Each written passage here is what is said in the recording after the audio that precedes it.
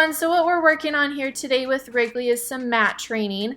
Basically what this behavior involves is Wrigley targeting this bath mat here on the ground. Eventually I would like her to lie down fully onto it.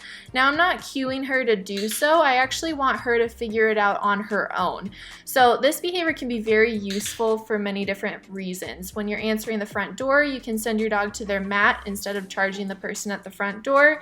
It's great for teaching your dog to relax, that you'll see later in this video.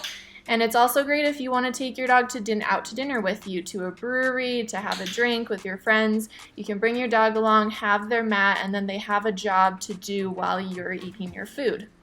So how to start teaching this behavior. You're going to want to pick up a dog bed. Something like this bed here is ideal to start with just because it's very obvious to your dog in the room. Pick it up, place it back down on the ground so it's kind of a change in environment, and the moment your dog orients onto it, you can see Wrigley here just started putting her paws onto it, but if your dog looks at it, if they sniff it, if they bump into it accidentally, you're immediately going to give them a click and a treat for that. And as you can see here, I am clicking and tossing the treat away. This is a really good way to know if your dog is starting to understand what we're going for here. The end behavior obviously being her laying down fully on the bed. I'm kind of interspersing that with rewarding her in the bed for staying there, and then we're starting to see some progress there. She lays down. She does know this behavior pretty well, but she gets jackpot rewarded for laying down in the bed. And then again, I'll just toss a treat just to reset her. If she comes right back to the bed again, you have a good understanding that, okay, she's starting to really get this behavior, as opposed to her wandering away, maybe coming to sit right in front of me, then maybe she's not quite making the connection. You can also see I'm treating very heavily for the behavior that I want, that down on the bed, and then one treat away just to reset her. At the end of the session, you're going to want to pick this bed up. That bed is now a cue to your dog, and before we have it on a verbal cue, we want to pick it up and get it out of the way of your dog. Here I'm using a different mat that Wrigley's never done training like this on before, so just to show you guys what she does, she's going to offer me a few different behaviors right here. She kind of dips her head a little bit, and then she goes into the down, and I reward her immediately for that. Another thing to note, when she gets up here, her paws do slip and the mat slides on the floor a little bit. This did not bother her whatsoever, but I would definitely recommend get a mat with a sticky bottom so it doesn't slide on the floor and scare your dog at all. Here you can see I am taking the littlest behavior. So that little head dip towards the ground, I'm going to click and treat that as an approximation towards that down. So the littlest movements, if your dog dips their head, if they bend their shoulders a little bit, click and treat that. The reason I'm not clicking and treating right now is because I know Wrigley knows this behavior pretty well. So I'm waiting her out. I'm challenging her a little bit, seeing if you can give me that down. She's offering me a bunch of different behaviors here, and boom, right there I click and treat that down, heavily reward that wanted behavior. If you're finding that you're going for more than 5 or 10 seconds without clicking and treating your dog, toss a treat off the mat again to reset them and start over again. Take the smallest approximations, like that little head dip or the shoulder dip. Anything that you see, again, eye contact towards the bed. Click and treat that.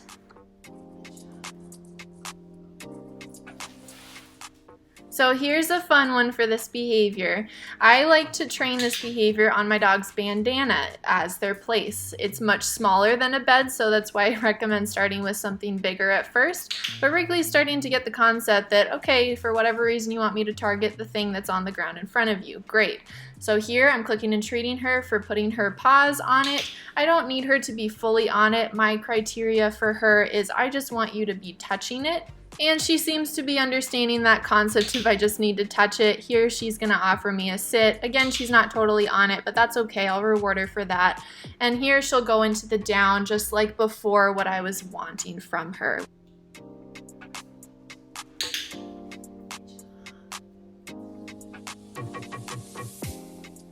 When I'm done with my session, I can go ahead and release her off her mat with that treat tossed away, pick up that bandana and put it right back on my dog so I don't have to carry a thing walking out of the restaurant. Now we're going into talking about duration of this behavior. So Wrigley going into the down on the mat and actually holding that behavior. So I start off with treating her several times in a row, about 1 to 2 seconds apart, and then I'm starting to back off a little bit, starting to wait maybe 2 or 3 seconds before giving her a treat. But we're just building up the amount of time that your dog is on that mat for. And when you're done with that, I'd take it in maybe 5-second spurts. You're going to release your dog by tossing the treat off of the mat to reset them again.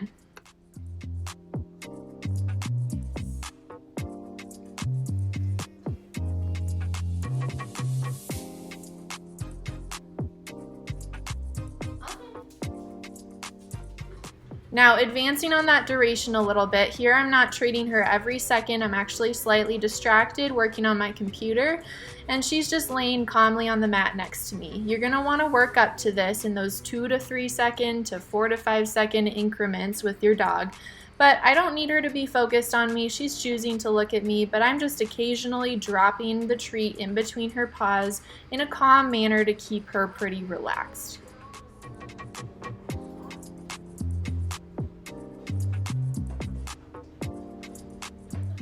In addition to practicing this at my desk inside, I am taking Wrigley out onto the porch to practice this. Since we are now outside, I am going to up that reinforcement again, so giving her frequent treats for staying on that mat and kind of paying attention to me as well. As she gets comfortable, I also take a seat and practice in a different position myself. Always good to practice this behavior with standing, with sitting, with being behind your dog, in front of your dog, so they don't get superstitious about anything. Now we're going to add a verbal cue to this behavior. So once your dog is reliably walking up to the mat after you've tossed that treat away and lying down on it, this is the perfect opportunity to use to insert the cue. As they are walking up to the mat right there, I'd cue go to place. My dog is automatically going to go lie down on their bed because that's what we've been reinforcing them for.